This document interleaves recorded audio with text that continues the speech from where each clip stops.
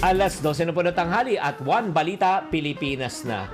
Ikaw ba ay mahilig mag-travel abroad? Ang tanong, nakakaapekto ba ang travel plans sa abroad pag mahina ang palitan ng piso? Yan ang pag-uusapan natin sa video na ito. Hi there, this is Shingitan, your pambansang wealth coach. Alam nyo, pag excited ka mag-travel abroad, pero minsan napapaisip tayo worth it ba mag-travel ngayon na mahina ang ating piso kontra dolyar? Syempre naman, kung mas mahina po, ibig sabihin po niyan, mas mataas ang bilihin at expenses abroad. Kaya ano po ang magiging impact po nito? Napakasimple lang po. Syempre, tatandaan nyo, pag tayo bumibili ng plane ticket, accommodation, at saka yung mga pagpunta po natin doon, syempre, dolyar ang gagamitin natin. Ibig sabihin po, weaker peso, ibig sabihin yan, mas mataas po ang cost po natin pag tayo nagta-travel abroad kumpara po sa local tourism. So halimbawa, kung kayo may travel plan ng mga 50,000 pesos, so ibig sabihin yan, pag gumalaw po, magdagdag na kayo ng mga 10% niya, ang kailangan po niya na nasa 55,000 pesos na po ang kailangan nyo. Kaya mga ka-friendship, kung gusto nyo mag-travel pa rin at mag-enjoy international travel, ito po yung mga tips para tayo makatipid pag tayo po ay nag-travel abroad. Ang unang kailangan mo gawin ay maghanap tayo ng budget-friendly destination. Para ma-offset ng konti ang mahinang piso, pagpiliin po natin yung mga mas affordable. Di ba? Instead of traveling sa mga medyo matataas na mga bansa, medyo mataas yung cost, maghanap po tayo na mas mataas po ang halaga ng pera natin kumpara sa bansang yun. Katulad ng Thailand, Vietnam, at ngayon ito baka masyak po kayo sasabihin kong bansa na maganda mag-travel po ay Japan kasi mahina pa rin ang kanilang pera kontra sa dolyar. Pangalawa, travel off-peak seasons. Mas mababa ang presyo ng flight, accommodations, at lodging kung talagang hindi po tinatawag na peak season. And then pangatlo, maghanap po tayo ng mga tinatawag na piece of fare and travel deals, di ba? Siyempre, pag discounted po ang airfare, promo packages, at group tours, mas maganda kung grupo kayo, mas affordable po siya. So, mababalance out po ang paghina ng peso po natin kontra dolyar. Tatandaan na ang pagta-travel ay isang magandang investment para sa ating experience, para sa ating memories, pero dapat maging smart din po tayo sa paggastos. Tatandaan, bawat piso na ating kinikita ay ating pinaghirapan. Sana nakatulong tong episode na ito. Tatandaan, tamang karunungan, tamang disiplina po ang susi sa pagyaman.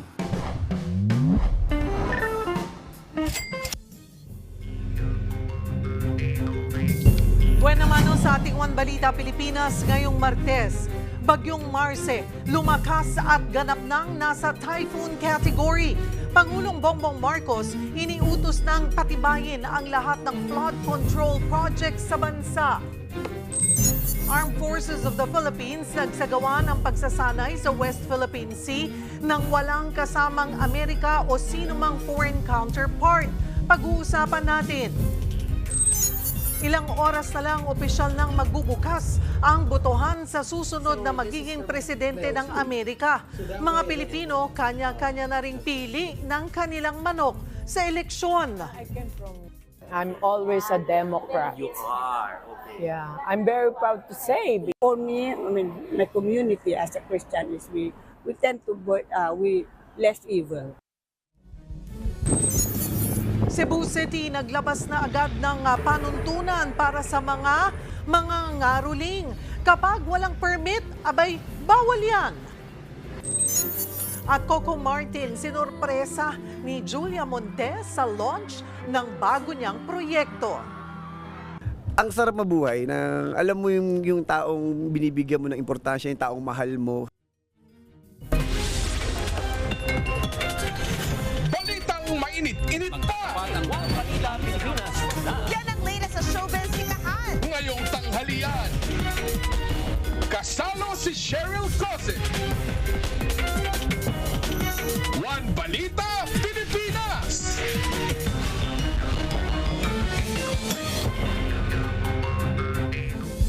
Magandang tanghali, Luzon, Visayas at Mindanao. Arestado ang isang lalaking sangkot sa panghahalay ng 12 anyos na babae sa Negros. Ang suspect na kumpiskahan pa ng iligal na armas. Magbabalita si Hannibal Talete. Nagpupumiglas pa ang lalaking ito nang arestuhin ng mga operatiba ng Batasan Police Station sa isang bus terminal sa Pasay. Maya-maya, pinadapa na siya. May warrant of arrest para sa kasong statutory rape ang 34 anyos na lalaki. Kaya agad siyang dinampot pagdating sa terminal. May nakuha pang baril sa kanya na kargado ng mga bala. Nakatanggap po tayo ng impormasyon na cited itong suspect somewhere in Bicol, and we exerted effort to monitor his movement. At yun, na-monitor natin na papatawid siya ng Maynila, and then doon na natin siya inabangan sa may Pasay terminal, bus terminal. Ayon sa pulisya, nangyari ang krimen Pebrero noong nakaraang taon kung saan 12 anyos ang babaeng biktima. Pumunta itong suspect sa Manapla, Negros Occidental. At doon ay nakapag-commit siya ng crime, ng rape ito ng minor, at na-issuean siya ng warrant of arrest doon. Sa investigasyon, napag-alaman na hindi lisensyado ang nakuhang baril mula sa lalaki. Inaalam pa raw ng pulisya kung nagamit ito sa ibang krimen. Yung baril ay submit natin sa crime lab for ballistic examination. And of course, ipapakross-match din po natin yan doon sa mga areas kung saan siya nanggaling na mayroong mga reported shooting incident. Giit naman ng suspect, hindi niya alam na may warrant of arrest siya sa kasong statutory rape. Pero sa issue ng baril, Sir, nung nahuli kayo, nahulihan daw kayo ng baril na in possession. Ano yun talaga, totoo po. Saan mo niyo ginagamit? Wala naman, personal ko na yun. Protection ko na yan sa sarili ko. mahaharap din ang suspect sa reklamong paglabag sa Comprehensive Firearms and Ammunition Regulation Act. Ako si Hannibal Talete para sa 1PH.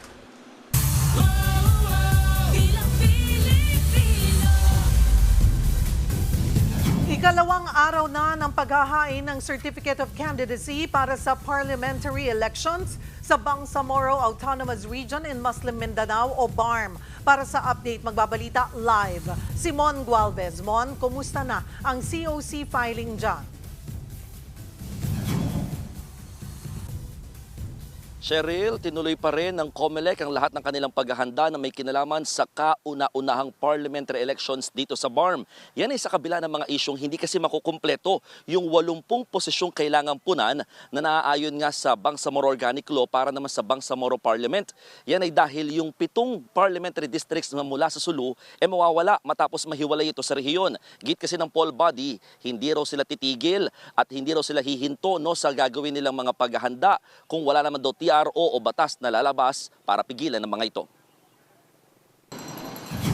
Bantay sarado ng militar at mga pulis ang opisina ng COMELEC sa Cotabato City. Hinigpitan pa ang seguridad sa Bangsamoro Autonomous Region in Muslim Mindanao o BARM habang umuusad ang filing ng Certificate of Candidacy para sa kauna-unahan nilang parliamentary elections. Isa-isang iniinspeksyon ng mga otoridad ang kada sasakyan at mga taong pumapasok dito sa Bangsamoro Government Center. Tanging mga empleyadong may ID, may lehitimong transaksyon sa loob at mga kandidato lamang ang pinapayagan. Ibig sabihin, off-limits muna at hanggang dito lamang sa gate ang mga taga-suportang sasama. Mismong si COMELEC Chairman George Garcia ang nanguna sa pagbubukas ng COC filing. 65 pwesto sa Bangsamoro Parliament ang pag-aagawan sa eleksyon. Pero hindi pa man nagsisimula ang botohan, may mga gusto na itong ipagpaliban. Bukod kasi sa mga panawagan para i-extend ang termino ng Bangsamoro Transition Authority, gusto rin ni Senate President Chis Escudero na ipostpone ang eleksyon ng 1 taon base na rin daw sa request ng palasyo. Para ma-amyendahan yung mga kailangan amyendahan sa batas. Maliban doon sa kaso ng Sulu, meron din kasing mahigit 100 barangay na may munisipyo pero walang probinsya at walang distrito. Pero sabi ng COMELEC, tuloy pa rin ang eleksyon. Posible raw kasing abutin ng hanggang 3 bilyong pisong gastos kung ihiwalay pa sa midterm elections ang botohan sa BARM. Basta as far as the COMELEC is concerned, we will conduct the election because that is the mandate of the Commission to enforce and administer election laws. Ganito rin ang posisyon ng mga kandidato na nag-file ng COC. Kami ng mga religious leaders, walang mainam na gawin maliban sa dito na makikibaka sa parliament. Kasi alam niyo yung kalakan ng parliament, gumagawa ng batas. So baka hindi mainam sa amin na may mga magawang batas na labag sa katuruan ng Islam. It's not bragging, but the Bangsamoro people have all kinds of professionals. If given a chance to govern the Bangsamoro government, we could say that the Bangsamoro government can do a lot. Cheryl, sa ngayon, nasa 12 na ang naghain ng kanilang COC sa buong BARM para makatakbo bilang Parliamentary District Representatives. Isa naman ang nag-file na ng kanilang Certificate of Nomination at Certificate of Acceptance of Nomination o yung CONCAN para makatakbo bilang political party dito sa rehiyon. Cheryl. Maraming salamat, Mon Gualvez.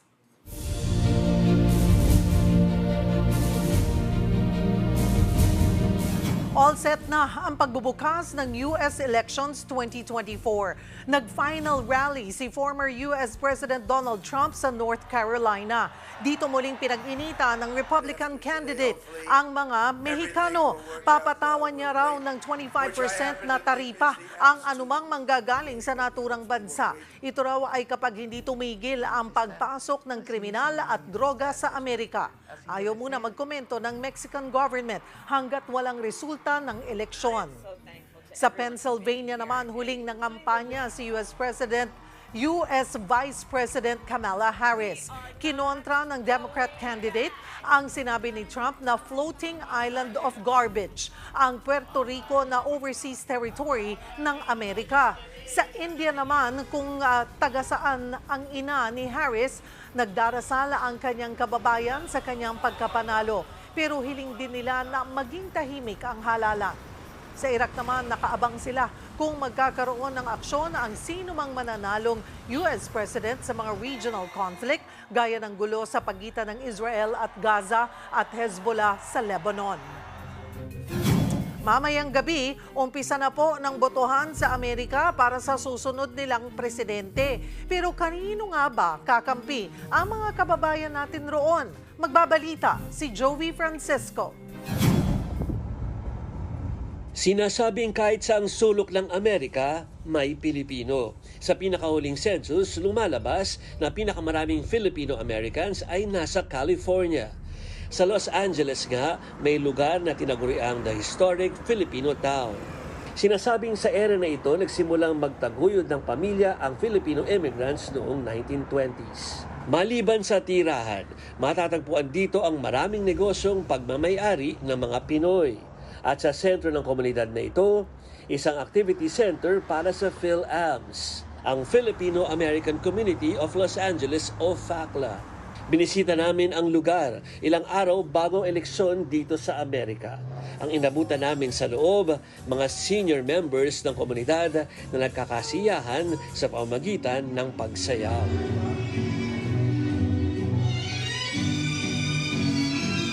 Pero hindi lang daw sila puro happy-happy. Aware daw sila sa US politics at halos lahat sila ay nakaboto na by mail bago pa ang election day. Tulad nga ni Mrs. Evangeline Carvajal.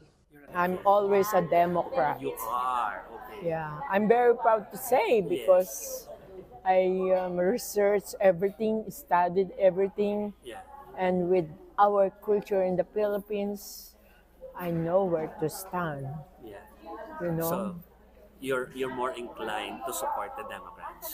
Of course, and a female president. Yeah. The first time to be. We gonna have a female president. Yes, I assure you. Kay former US President Donald Trump naman ang boto ni Ma'am Efemia Nieva. People can always change. May mga good side kasi tsaka bad side ang Democratic tsaka ano. Pero we are mostly for me, I mean my community as a Christian is we tend to we less evil. Abortion? Hindi. No, I really don't. That's why. That's why. Yeah, that's why my heart is with Republican because it's not supposed to be like that. God is not happy with that. Samantalang ang pinaka-senior sa lahat, si Lolo Jerry Dulay, walang gusto kina Kamala at Trump. Wala. Bakit? Kasi hindi na gaya nung araw, mga presidente, kagaya sila Obama, sila Reagan. I don't care kung Republican man o independent. Basta ang inano ko, ang kanilang sinasabi sa eleksyon, wala. Kasi independent ako, wala akong party. Tinatayang umabot na sa 4.2 million ng Filipino-Americans. Halos 3 milyon sa bilang na ito ay botante. Third biggest Asian American population ang Filipino Americans, kasunod ng mga Chinese Americans at Indian Americans. Kapag pinagsama-sama ang bilang ng lahat ng Asian Americans, ay pwede itong umabot sa 20 million o lagpas 7% ng buong US population. Sapat para makaapekto sa resulta ng halalan. Iyon nga lang, ang Asian Americans kasama ang PhilAbs, hindi masasabing solido ang pagboto. Dahil tulad ng ibang Amerikano, may ibang rehistradong Republican, ang iba naman ay Democrat. Nag-uulat mula sa Washington, D.C., Jovi Francisco para sa 1PH. Umarangkada na ang joint exercise ng Armed Forces of the Philippines. Yan ang dagat, langit at lupa o mas kilala sa tawag na Dagit Pa. Isasagawa ito sa Northern Luzon, Palawan at West Philippine Sea. Kaugnay niyan, makakausap natin si AFP spokesperson Colonel Francel Margaret Padilla. Magandang tanghali po sa inyo, Colonel. Magandang tanghali, Cheryl. Magandang tanghali sa lahat ng inyong taga-subaybay. Colonel, mas pamilyar po ang publiko sa balikatan na exercise. Ano ba yung kaibahan dito ng Dagit Pa? Basically, Cheryl, ang pagkakaiba nitong dalawa, yung pinaka-involvement at saka scope nitong exercises. Ang balikatan exercises is basically multilateral exercise with bilateral siya nagsimula, Philippines and the US. And itong mga nahuling balikatan exercises natin, may mga nag-join na other foreign forces. So we had the French Navy, nandyan din yung Australia, Japan, nag-join sila, plus other mga countries na nandoon para maging observers. Etong Dagit Pa is actually the 8th iteration na nito. It's a unilateral exercise. So ito pong Dagit Pa natin, ang involvement nito ay purely Filipino forces. So ang Dagit Pa, ang ibig sabihin is ang dagat, langit at lupa. So ito yung fusion ng operations and exercises between the Air Force, the Army and the Navy. Ilan at sino-sino po ang mga kalahok sa Dagit Pa exercise? Sa dito, ma'am, we're looking at around 3,000 troops, and ang sabi ko nga, ang AJEX na Dagit Pa is Armed Forces of the Philippines joint exercises. So it's AFP-wide, so it integrates the Navy, the Air Force, the Army, and Special Operation Forces. So with this, we have multilateral exercises. I-feature natin yung joint exercises. And ngayon, magkakaroon tayo ng participation from other entities. We have government agencies joining, and we also have different mga services that are coming in, like the Philippine Coast Guard and the Philippine National Police will also join us this year. Ano po yung mga senaryo na sasanayin ng ating mga tropa sa Dagit Pa? Katulad din ba, may makikita rin ba tayo katulad ng ginagawa nila? Or exactly the same yung ginagawa sa balikatan na exercise? Basically, ganun din siya, Cheryl. It will include various field and staff activities. It will develop our skills and capabilities natin sa joint sea, air, and land operations. Ito, magiging part siya ng overall mission ng protecting ng ating buong bansa at ang ating soberanya. Ang focus nito is territorial defense, maritime security, and cyber defense. Ang mga capabilities natin dito, we will develop yung training natin as we enhance yung ating forces tactics, techniques, and procedures across a wide range of military operations. So parang ma'am, Colonel, yung mga natutunan natin sa balikatan na exercise kasama ang iba't ibang bansa, this time gagawin natin pero tayo-tayo na lang. Parang titingnan natin kung gaano na ba tayo, ano yung kakayanan natin na kapag tayo lang ang dumepensa sa ating bansa. Yes, ma'am. So, Ma'am Cheryl, we'll look at it, how we do things independently. And as we modernize, syempre, we have new equipment, we have new mga aircrafts and mga seacrafts, titignan natin yung jointness and interoperability. Even itong ating mga communication equipment, how the air, land, and sea will communicate with one another. Ito lahat yung fusion of everything that's gonna fall into play in any scenario.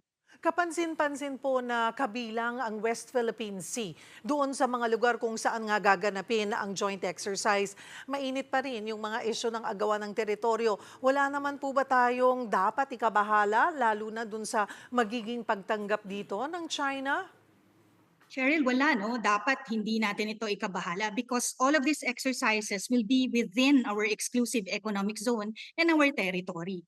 Over and above that, no, ito namang mga exercises na to is within the bounds of rules of engagement and international law.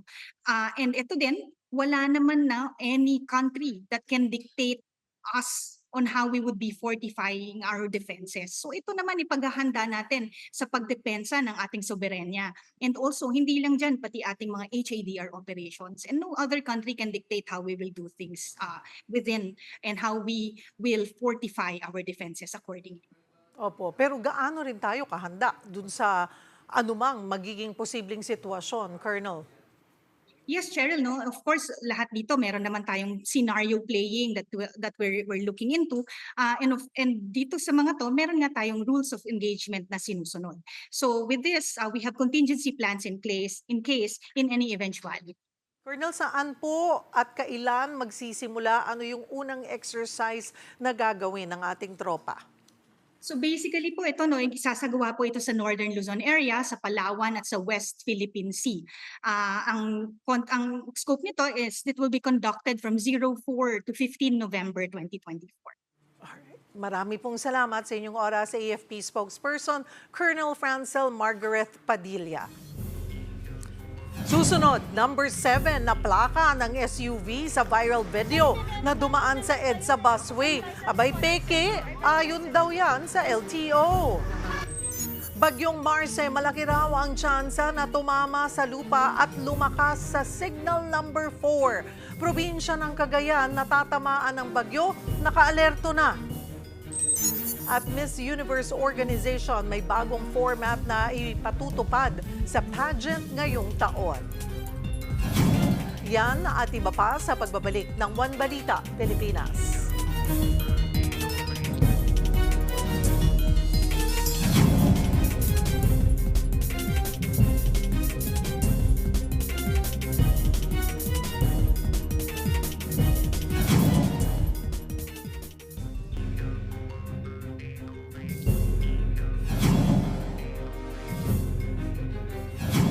Sinibak sa pwesto si Presidential Anti-Organized Crime Commission spokesperson Winston Casio.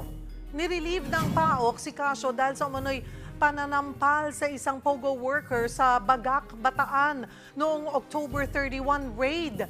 Mananatili siyang relieved hanggang gumugulong ang investigasyon. Aminado naman si Casio na hindi raw kasi niya nakontrol ang sarili niya sa naging trato sa mga kapwa niya tauhan ng PAOK. Kaya pinapili raw niya kung maghahain siya ng kasong unjust vexation o sasampalin niya ito. Pinili raw ng sinasabing biktima ang huli. Gayunman, aminado si Casio na mali pa rin ito at handa siyang harapin ang parusa.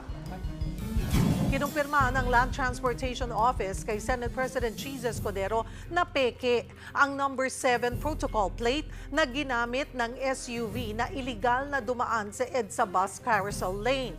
Ang number 7 na plaka ay ini-issue lamang po yan sa mga senador. Para sa iba pang detalye, magkakausap natin si Attorney Greg Pua, ang Executive Director ng LTO. Magandang tanghali po sa inyo, Attorney. Hi, good afternoon po. Magandang tanghali po sa inyo, Cheryl. Attorney, paano po nasabing peke nga yung ginamit na protocol plate ng nag-viral na SUV? Opo. Cheryl, unang-una po, wala po tayong ini-issue'ng protocol number 7 na plaka po doon sa isang white Escalade na Cadillac.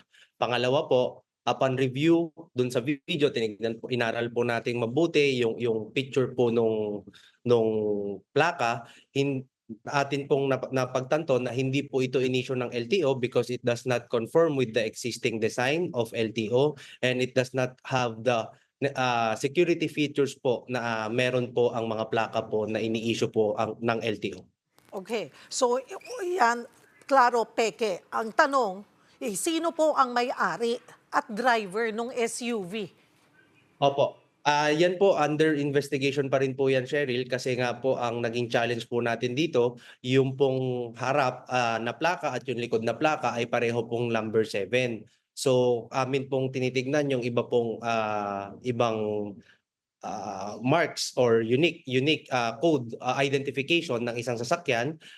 Base po sa video, hindi po ito nakikita. Kaya kami po ay nakikipag-coordinate po sa ibang ahensya or sa ibang office na nakita ito, sasakyan na ito, na makikita po yung kanyang identification aside from the plate number. Wala rin hong conduction sticker, attorney? Yun po yung amin sa ngayon, pero we are still trying to get another video kasi kung makikita nyo po sa video parang may napapansin po ako na orange or yellow doon po sa may windshield. So we don't know kung conduction sticker po yun, but at least that sticker would be helpful po once we makita namin kung ano po yung sticker na yun. At yung pong nakikitang mukhang yon na nasa video po, nakunan po ba ng malinaw kung yung mukha po nun? It seems like parang sa security siya. I don't have any personal knowledge about that, Cheryl.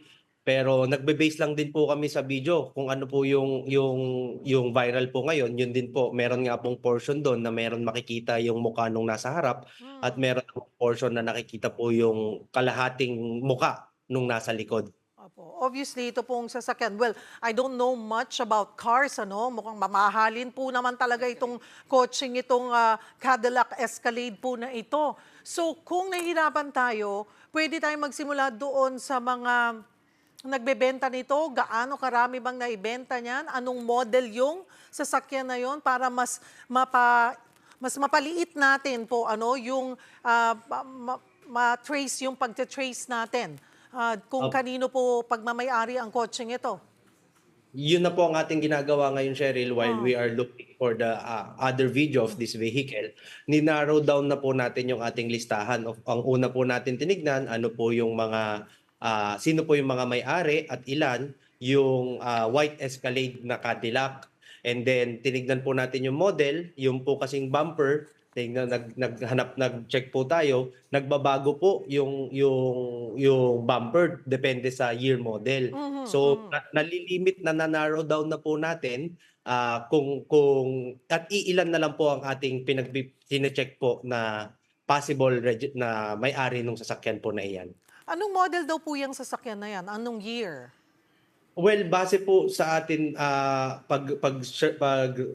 research din, model po 2015 to 2020, yung ganong bumper po, 2015 to 2020. Okay. So, sabi niyo po na narrow down na more or less kailan nyo matutuko yung pagkakakilanlan ng may-ari ng sasakyang ito? Ang target po namin talaga, ang gusto po namin, kung ma-determine namin ASAP, we will immediately issue the show cause order po. Abusado Our target is by tomorrow or hindi po dapat matapos ang linggong ito. Okay. Abusado po Hindi po ba? Okay. Klaruin lamang po natin. Yung plate number kasi, maliban sa peke, ay both harap at likod ay naka-number 7. Tama po ba, attorney? Opo. Tama po. Okay. Sa ating pong batas, alam po natin na pribilehiyo po yan na ibinibigay sa senador. Pero ano po ba ang nasa batas? Pareho nga ba harap at likod dapat may 7? Hindi po ba dapat at least man lang isa sa mga plates either real plates? Kasi kagaya po nito ay parehong 7. It's so hard to trace. Ano po ang isinasaad sa ating batas? One pair po talaga. Pag nagbibigay po tayo ng protocol plate, one pair po talaga, Miss Cheryl, for front and back po. Okay. Alright. So, pero sabi nyo nga po, talagang confirmed, it's fake. Opo. Alright. Okay, yun po ba yung mga ganitong sitwasyon, kagaya niya, nahirapan po tayong i-trace ito. Wala mang consideration na palitan na isa, yung isa lang na numero ang dapat na 7 at yung dapat na talagang original plate ay dapat nasa likod. Ano po ba ang explanation bakit both plates ay okay to be number 7? Opo. Tama po, yan po. Siguro yan yung amin pong pinag-aaralan ngayon kung dapat po bang one pair or one piece lang po ang ibibigay po namin na protocol plate para ma-determine pa rin po yung plate number talaga ng vehicle. And in case po, we will make our recommendation to our department, the DOTR, para po ma-implement po. Ano po ang mga kaso na pwedeng harapin nitong may-ari ng sasakyan at nung driver or pati yung mga nakasakay po doon? Opo. Yung driver po, clearly there's a violation po dahil nga po pumasok po siya sa bus lane. So once na ma-determine po natin yung driver, yun po yung appropriate penalty for violation of the bus lane would be imposed. As regards to the owner naman po, dito po tayo sa peking plaka po niya na nilagay niya sa kanyang sasakyan. May, okay, matagal na kasi pong nagagamit ang ito pong protocol plates ng ilan para po nga sumuway at sa traffic rules. Para po sa kaalaman agad ng mga tao, para saan ba talaga to at necessary ba like with all the senators and ibinalik po ba yung sa mga congressmen? Opo, Ma'am Cheryl, just this year, nag-issue po ang ating presidente po ng Executive Order number 56. Although nilimit na po yung mga protocol plate, dati po meron pa pong 16, 17. Ngayon po until 11, then 14 na po. Wala pong 12 tsaka 13. Okay. So hanggang 8 na lang po tayo ulit? Sorry po. Alright. 1 to 10. 1 to 10. 1 to 11 and then 14 na po. 1 to 11 and then 14. So, ang bawat po official, how many pairs ang pwede po nilang makuha? 2 pairs po. Max of except for the president po and the vice president. That's unlimited. I think it's 5 po for the president. Max po. Okay. Pag po, sabi nyo nga po, syempre, isa naman yung opisyal Isa naman yung katawan ng opisyal, Sila lang po ba ang dapat sumakay dun sa sakyan na yon? Pwede po ba or pwede po nilang ipagamit yan sa kanilang mga kaanak? Yun dapat pong, yung pong gapit pong gumamit po doon ay yung official po mismo. Kasi yung sasakyan na yon, kung ayun po yung ginagamit ng public official, then doon lang po pwede yung protocol plate at it cannot be transferred to any other vehicle without informing LTO po about the trunk. Okay. Yung pong, sabi nyo nga, 1 pair, ito, nakapatong daw po ba dapat yung protocol plate sa original plate or nasa itaas niya? In other words po, should they display as well yung original plate or wala po talaga yan sa rules? Wala po sa rules po. Wala po. Kasi depende po yan sa sasakyan, Cheryl, kung kaya pa nung tornilyo. So talagang kailangan pong i-revisit yung ating patakaran. Kasi, yun nga po, kung hindi ito displayed, kagaya po ng nangyayari nga po ngayon, mahirap yung accountability. It's a big challenge at nasa inyo po yung burden sa LTO. Kagaya po ang Congress. 312 members. Tapos times 2 sets pa. Opo. Yes, Cheryl. Sino po ba ang dapat nagpapalit nun? Kayo lang, pwede na? Or may dadaanan pa yung ibang, like Congress, bago mapalitan po yung policy na yan or yung rules po na yan? Ang basehan po namin for the issuance of protocol plate, Cheryl, is an executive order po. May expiration ba yung protocol plate? Paano kung natapos na po yung term ng isang opisyal pero hindi nag-surrender? Ano ba ang proseso po? Kailangan po nilang i-surrender na malinaw po yan sa ating executive order na upon end of their office, they should return po yung plaka po dun sa amin, sa LTO. And if hindi po i-surrender, meron po yun maapektuhan po yung clearance po nila sa kanilang opisina. Yun po bang mga induction sticker, pag binili yung sasakyan, kasama na po yun, tama ba? Conduction sticker. Ay, yun po ba tinatanggal or pinapabayaang manatili dapat doon, nakadikit? Meron po, yun po yung ating inaaral ngayon. Kasi ngayon, pag may plaka na, yung conduction sticker, medyo tinatanggal na po ng ating mga motorista. Opo. So with this po, we are studying na despite may plaka po ang isang sasakyan, ay i-maintain pa rin po yung conduction sticker. But there's no rule on that. As of now po, once may plaka po, you can remove the conduction sticker. Okay, so is this something also na i-revisit nyo na Yes. gawin na isama dun po sa mga bagong patakaran? Yes, Cheryl. We will study that one po. Again, attorney, sabi nyo po ay inaasahan na within the week ay malalaman na po at ilalabas nyo sa publiko ang pangalan ng may-ari po ng sasakyan na ito. Tama po ba, attorney? Opo, we're really hoping that we can identify the registered owner based on our narrowed list po. And then we will inform the public about it. Opo, but it's impossible naman po siguro na hindi natin matukoy, ano po? Well, definitely po, definitely. Yung timing, definitely po. Narrowed naman na po yung aming listahan po. Kasi ang lumalabas po, syempre alam niyo naman ang social media, 'di ba? Kanya-kanya 'yan. May sinasabi na kung kaninong senador 'yan, kung kaninong kaanak po itong sasakyan na ito. Hindi rin po fair kung hindi man totoo doon sa na pinpoint na ituturo na kung kanino to pagmamay-ari.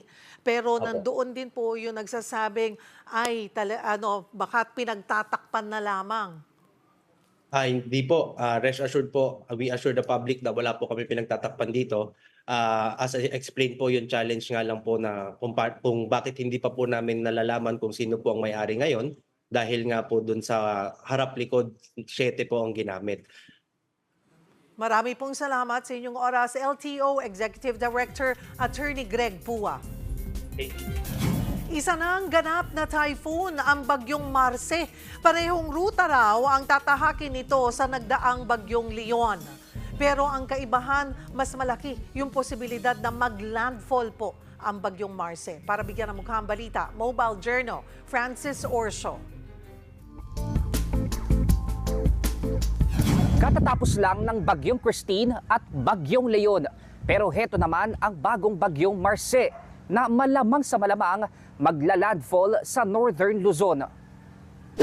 Huling namataan ang bagyong Marce na ngayon ay isa ng typhoon sa layong mahigit 500 kilometro silangan ng Baler, Aurora. May lakas ito ng hangin na 120 kilometers per hour at pagbugso na pumapalo ng 150 kilometers per hour. Habang tinatahak ng bagyo ang direksyong pakadluran sa bilis na 30 kilometers per hour. Kapansin-pansin na halos pareho ang ruta ng bagyong Marce sa bagyong Leon. Pero sabi ng Pag-asa, mas malaki ang tsansa na tumama ito sa lupa.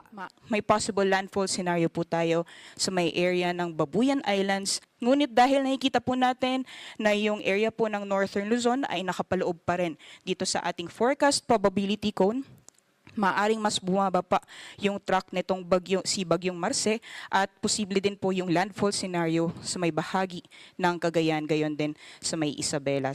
Kailangan yan paghandaan dahil posibleng magtaas ang pag-asa ng signal number 4 lalo ngayong isa ng typhoon ang bagyo. Ibig sabihin, ang lakas ng hangin at ulan magiging mapaminsala at kahit malayo pa, asahan na ang katamtaman hanggang sa paminsanang mabigat na buhos ng ulan sa ilang lugar na sakop ng buntot ng bagyong Marce. Yung mga kaulapan na dala po nitong si bagyong Marce is mostly concentrated or mas malapit po sa sentro nitong bagyo. Posible po yung magiging maulan ng panahon, especially po sa areas ng Bicol region, sa Quezon, gayon din sa Cagayan Valley, Apayao at Kalinga ngayong araw. Naka-red alert na rin ang probinsya ng Cagayan. Ayon sa Cagayan PDRRMO, pinaghahandaan nila ang posibilidad na mas matindi ang epekto ng bagyong Marce kaysa sa dalawang nagdaan na bagyo. Kaya inabisuhan na ang mga barangay at first responders. Sinisiguro rin nila na may sapat ng supply ng ayuda para sa mga maaaring masalanta ng bagyo. Given that we are now red alert status, nasa Charlie Emergency Response Protocol tayo, all local chief executive are actually advised to conduct not just preemptive but forced evacuation. Pag medyo malapit na nasa mga evacuation centers na yung ating mga constituents. Ito na ang unang bagyo ngayong Nobyembre, pero asahang may mga susunod pa bago matapos ang taon. Kaya ngayon pa lang, maging alerto na para mas handa sa panahon ng sakuna. Mobile journalist Francis Orsio po, hatid ang mukha ng balita.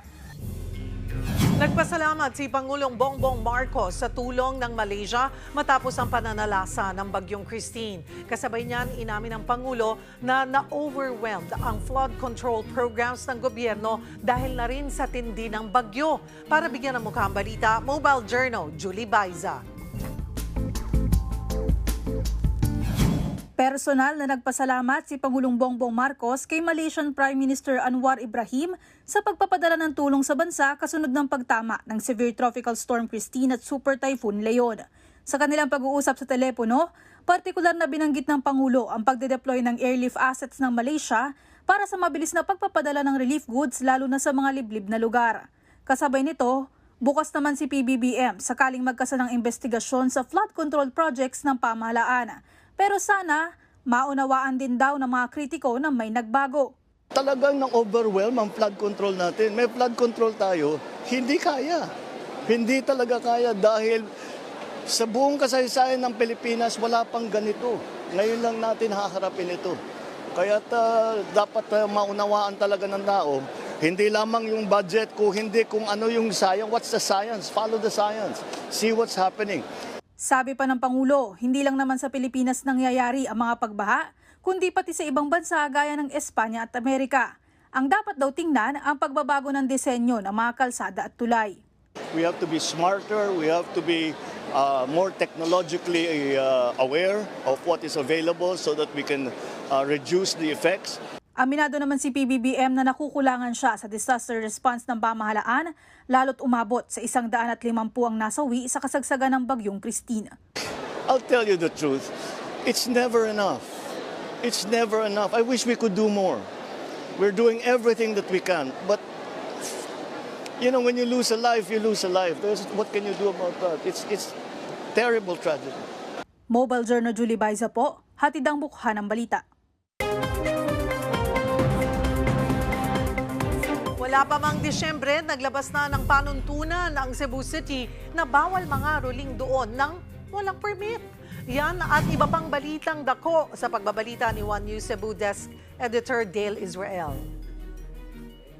Mahingod to Cheryl, 1,000 piso. Yan ang multa sa mga mangangaroling ng walang permit dito sa Cebu City.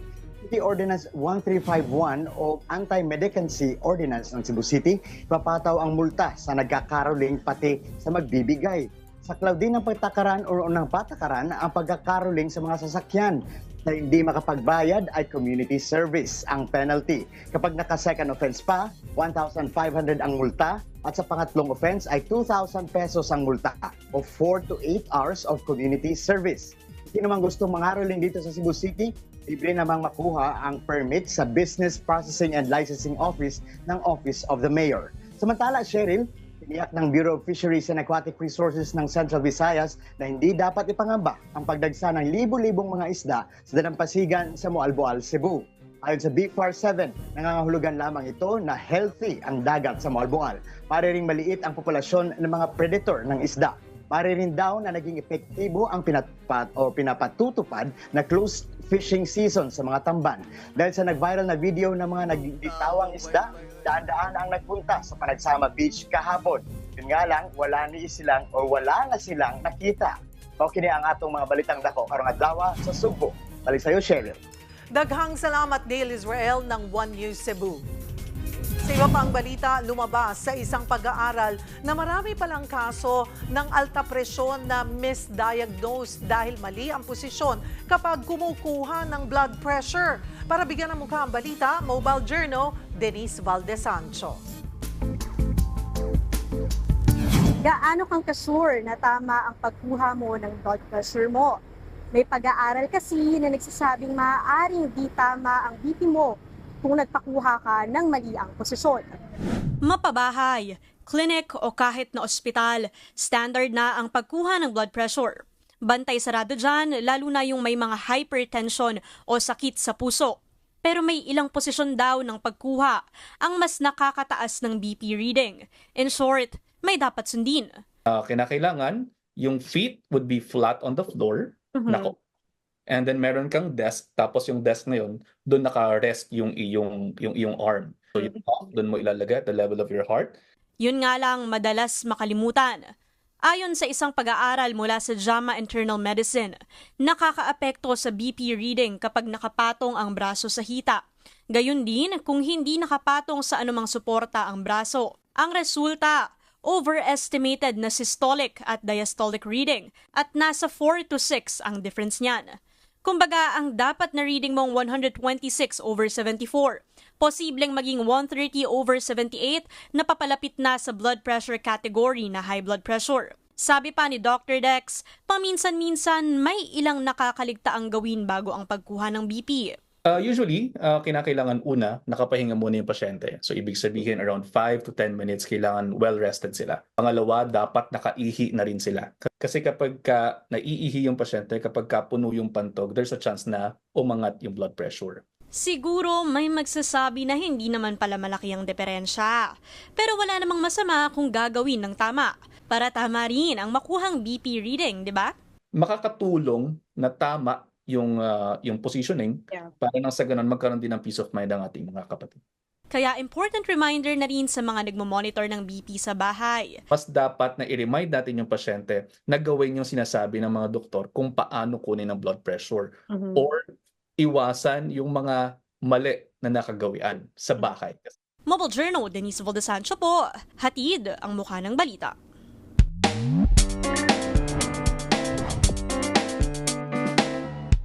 Magandang tanghali mga kapatid. Pag-ibig ang pinagmumulan ng lahat. Yan ang sinabi ni Pope Francis sa kanyang Angelus nitong linggo.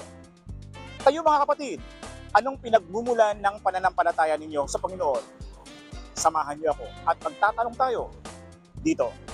Yung pagtanggap sa puso niya, pagsisisi sa kasalanan, bago tanggapin si Jesus sa puso.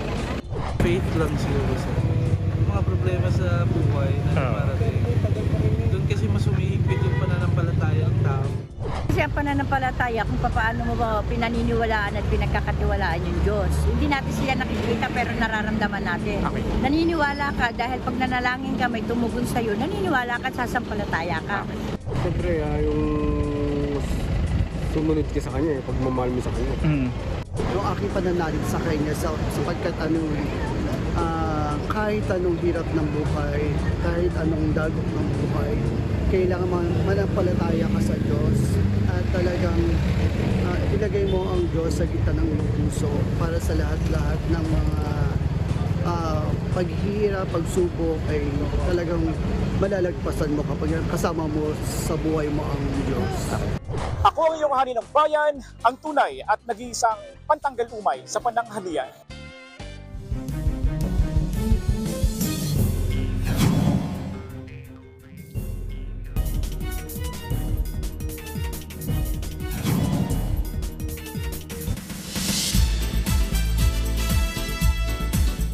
Hola mga kapatid, may bagong format na ipapatupad ng Miss Universe organization sa pageant this year. Sa 130 countries na sasali sa 73rd edition ng pageant, ay 30 kandidata lang ang makaka-advance sa competition. Mula rito, kukunin ng 12 kandidatang uusad sa evening gown portion. 5 naman po ang maglalaban sa final round na sasabak sa question and answer portion. Si Chelsea Manalo, ang pambato po ng Pilipinas sa Miss Universe ngayong taon, nagaganapin sa Mexico City sa November 17. Dito po yan sa Pilipinas sa schedule.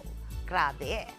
Eto naman, kagabi pasabog, nagpaalam na po yung karakter ni Sara Labati sa hit kapatid serye na Lumuhod Ka sa Lupa. Sa episode nga kagabi, handa na sanang pamilya ni Mercy Balmores played by Sara para sa panibagong buhay. Yun nga lang, napuruhan pala siya sa naganap na barilan. Maraming naantig lalo na sa eksena ni Kiko Estrada as Norman na nagluksa po sa pagpanaw ni Mercy.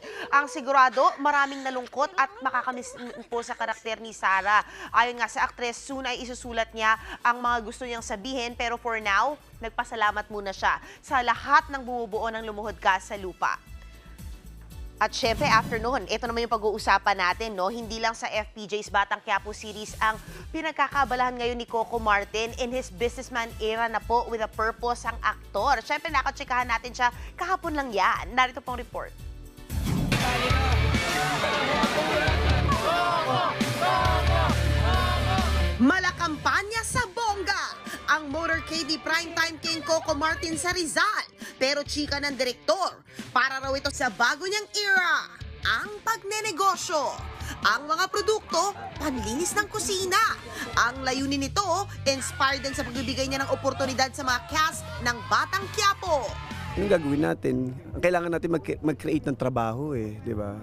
Ito sa pamamagitan nito, makakatulong tayo kahit papaano. Hands-on din si Coco rito at kahit isa siyang action star, pinapauso niya sa mga kalalakihan na hindi nakakabawas ng pagkalalaki ang gawaing bahay. Hindi nakakasira ng pagkalalaki yun. Actually, nakaka-proud yun kasi yung kapag marunong ka sa gawaing bahay, alam mo, nung bata ako, yan ang unang tinuro sa akin ng lola ko. Kasi ako tagalinis ang buong bahay namin Tagawalis, tagalampaso, tagalaba, tagasaing, tagapamalengke, Kasi, di ba, iba yung marunong, sabi ko, hindi nakakatanggal ng pagkamacho yan, nakakadagdag yan kasi marunong ka sa buhay. Nagmistulang birthday concert nga ang kanyang negosyo launch na napahaba ng ilang oras. Paano ba naman? Bukod sa Batang Quiapo team at mga kaibigan gaya ni na John Prats, sinorpresa siya ng kanyang special someone na si Julia Montes. Pinunasan pa ni Julia ang pawis ni Coco at nagduet sila sa hit song ni Kuya Will na Yun Ka at may pamontage pa ng sweet moments nila here and abroad.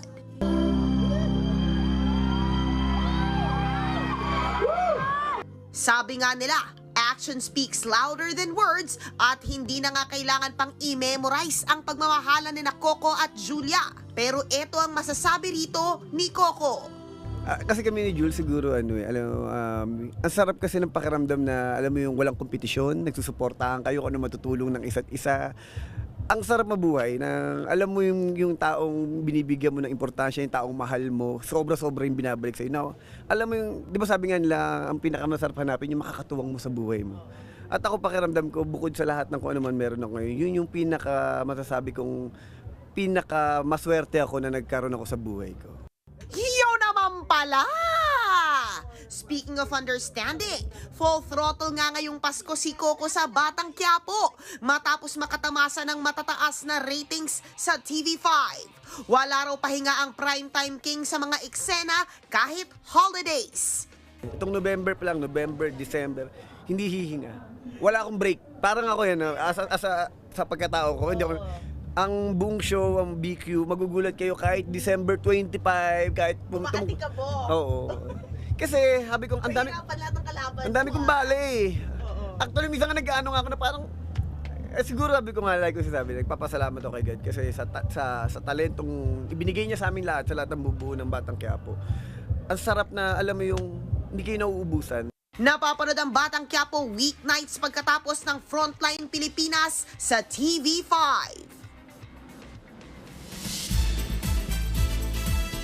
Yan ang latest sa showbiz. Balik sa'yo, Cheryl. Thank you, MJ. Ngayong papalapit ang Pasko, mabenta na po ang mga Christmas decor. Isa raw sa pinakapatok ngayon, mga halamang poinsettia. Para bigyan ng mukha ang balita, Mobile Journal, Ivan Tarinque. Hindi lang mga Christmas lights at Christmas balls ang uso ngayong Pasko. Patok din na tinaguri ang Christmas flower, ang poinsettia. Kilala ang poinsettia sa kanyang matitingkad na pulang dahon na parang sinasadyang magpakitang gilas sa tuwing Pasko. Mapapatingin ka talaga at mapapatanong kung tunay ba itong halaman. Parang alam niya kapag palapit na ang Pasko. Kaya sa panahong malamig na klima, namumulaklak ito ng nakakaakit na pulang kulay. Diyan siya nag-uumpisa mamula pag pumapasok na yung parang nag-aano na yung lamig na klima. Doon na siya nag-ano na parang nag-uumpisa na siya namumula. Ngayong papalapit na ang Pasko, marami nang namimili at minsan may mga nagpapakyaw pa ng poinsettia. Presyo naman ito, nagsisimula sa 250 pesos pataas. Perfect itong pan-display sa bahay o kaya panregalo. Sa isang tindahan nga na pinasyalan ko, may customer na umorder ng halos 1,000 pirasong poinsettia. May namamakyaw po. Nung nakaraan po, may bumili niyan almost 1,000 pieces po na ganyan, poinsettia. Madali lang din daw ang nag-aan ng poinsettia. Pwede itong sa loob at labas ng bahay at isang beses lang din kada linggo kailangan diligan. Pero para talagang mapalabas ang matingkad na pulang dahon tuwing holiday season, ang iba ay tinatakpan ito ng itim na plastic. Meron silang plastic na itim, na kulay itim na tinatakpan nila ng matagal na parang pinapahaba nila yung dilim. Tapos paggabi yun, inilawan nila ng maraming ilaw. Sabi ng iba, ang ponsyente raw ang nagdadala ng diwa ng Pasko sa bawat tahanan. Ngunit, ang tunay na diwa ng Pasko ay ang pagsasama-sama at pagmamahal ng buong pamilya. Mobile Journal, Ivan Taringki po, hatid ang mukha ng balita. Mga kapatid, 49 days na lang, Pasko na.